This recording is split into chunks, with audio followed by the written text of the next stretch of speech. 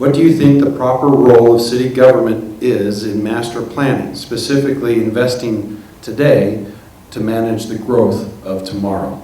To me, economic development is a code phrase for taking money from one group of citizens and giving it to another. Investment, to me, that's another code word for taking money from some people and giving it to another. I'm opposed to that. I think government should be involved in providing a level playing field, not providing benefits to some, which others do not have. Claude mentioned the model building, the $58 million subsidy that is a discount on their property taxes for the next 20 years. When I talked with them, the people building this, they said, we're building Class A office space. There's nothing like it in Orem. We're not going to compete with local landlords. I said, yes, you will. They said, no. We're going to bring 2,500 new jobs. Well, who was the first tenant that they brought in there? North Star. They're moving from the Bank of America Fork, 4 blocks, to this new building that you see going up over there. Bank of America Fork is going to pay 100% of their property taxes for the next 20 years. That the building the mall just put up has a 68% discount on their property taxes. The best thing you can do for economic development is to keep the property taxes low for everybody. The mall loves economic development when they get a 68% discount, which adds up to $58 million. I'm not sure the Bank of American Fork is quite as thrilled about economic development, because that's all it is, taking money from one group of people and transferring it to another. City government should not be involved in that. They should provide a level playing field.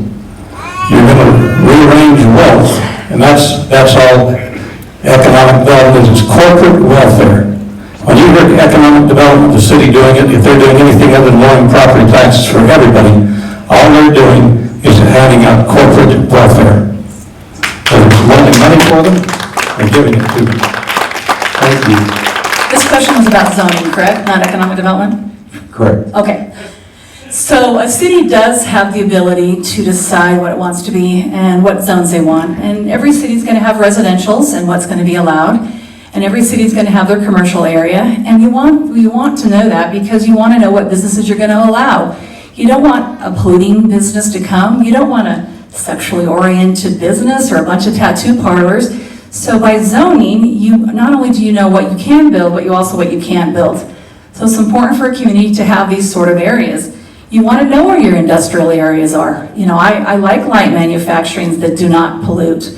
And so it's important for a city to design how they want to be. Now you need to have community input from residents, but having a zoning and planning for a city is an excellent thing because you know what's allowed. And occasionally there is an exception, but those need to be few and far between. And as we determine what makes sense for a general commercial, retail, it's important that we know what we do allow and what we don't allow. So I think it's highly appropriate for a city to know what their zoning is and how they want to grow and where they want. Some communities want to be a veteran community and other communities want to be a retail hub like we are. And I think that's important that Orem remains a retail hub and that we attract.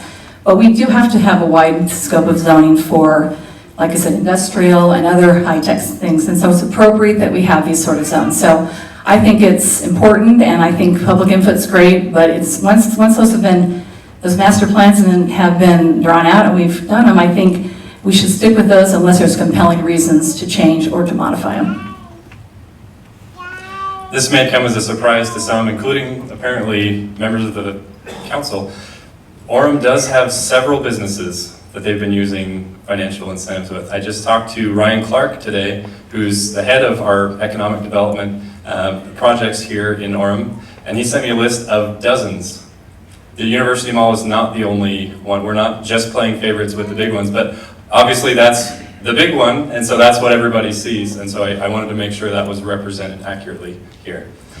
One of the concerns I have with zoning here in Orem, and this is not unique to Orem, this applies to cities all across the country, a lot of the ordinances that we're currently operating on are about 100 years old. Now, homes and buildings that were built 100 years old, roads and utility infrastructure that's 100 years old, are built to much different specifications and were used for much different purposes than we have in today's world. So one of the things that I would like to focus on as city council and work as a team on this and engage the public in, how do we modernize our code? We've been talking about how we have too many regulations. I agree with that. But we want to make sure that we have the appropriate regulations so that you don't have a factory right next to your house with smokestacks spitting smoke into your air that you're breathing as you're playing with your kids in your backyard. I think it's important that we have those things in place. But I want to make sure we're not regulating the things that are not important to us to regulate, because that really is that extra millstone around our neck that will be discouraging businesses from wanting to participate here in our local economy. I have to say I'm not very comforted by hearing the fact that we're giving incentives to a lot of businesses in Orem, because I know that there are a lot of businesses that we're not giving incentives to. The playing field is not even, and when that happens, people get discouraged by, and disillusioned in the fact that the government's not playing fair with them. There is a place for planning. There is a place for looking towards the future and trying to figure out where people are going to want to grow and trying to keep things kind of in an orderly fashion. But it's so easy. It is so easy to get heavy-handed with that. And you hear council members saying, well, we're going to allow this, we're not going to allow that. And so you have to look at that and you have to say, do we want our... I mean, it's a balance, okay? It's a balance, and it's a problem, because when, we have a federal government that's got a list of things it's not allowed to do, and it routinely goes across that list and does things that it's not supposed to do. We don't have that kind of a list in Orem. We basically have to rely on people that have principles to say, we really ought to just not be trying to regulate all of this. We got a thing coming up here, this Orem proposal to ban some State Street businesses that have been there forever.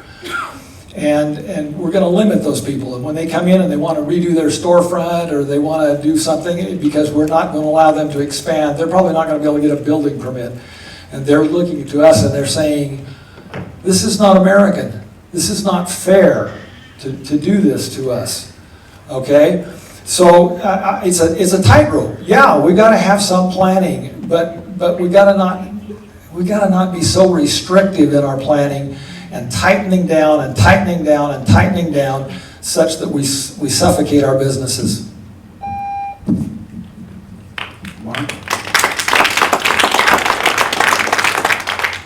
I think looking to the future is probably one of the most important things we can do as a city council. Thank goodness for the leaders of 50, 60, 70 years ago today that had the foresight to say, when this community grows, we're going to need more water. When this community grows, we're going to need wider streets. When this community grows, we're going to need more accessibility to parks and to the key things that we enjoy today. That wouldn't have happened if there hadn't been some future planning and some looking towards the future. So we are in that same position now. The forecast for Utah Valley is that over the next 20 to 25 years, it is going to double in size. Double in size. What impact does that have on our transportation? What impact does that have on our housing? How does that affect our university and our access to university? How does that affect our businesses and the competitional factor with businesses? Those things have to be looked at. Those things have to be addressed. And we as city leaders need to look to the future and make some best guesses towards what should this community look like in 20 to 30 years when we're surrounded by significant growth. Vineyard is not going to look like it does today. And where are the people in Vineyard going to go to school? And where are they going to shop? And where are they going to do business? They're going to do it here in Orem. And if we can't look to the future and make plans that make that a viable thing without clogging up our entire city, then we aren't looking ahead and we're not doing our job. So I believe we have to be good at master planning. I believe we have to be good at looking to the future. I think just saying no zones or no restrictions or do whatever a business wants to do, that's why businesses come to the city council, is because what they want to do in a certain area is not currently permitted. And we as a city council have to look at that and make a decision. Does this fit or does it not fit? Is it a good direction to go in? And that's part of what we do. That's part of where the challenges come in.